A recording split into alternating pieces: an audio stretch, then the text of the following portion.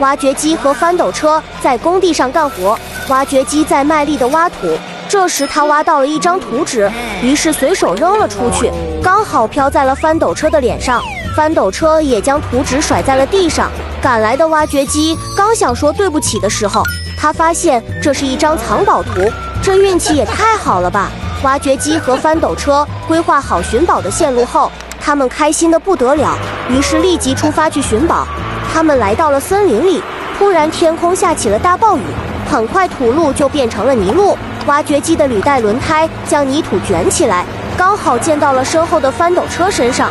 翻斗车受不了，他立即加油超车。挖掘机还以为翻斗车在和自己抢宝藏呢。挖掘机开着开着，他陷入了一个泥潭里面，他无助地伸出挖斗求救。翻斗车也不计前嫌，他抛出绳子拉住挖掘机，然后带着他脱离泥潭。挖掘机的身体被厚厚的泥土包裹着，这也太搞笑了吧！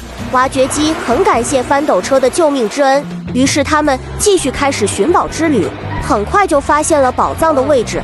挖掘机迫不及待地开始挖坑，不知道里面会是什么东西啊！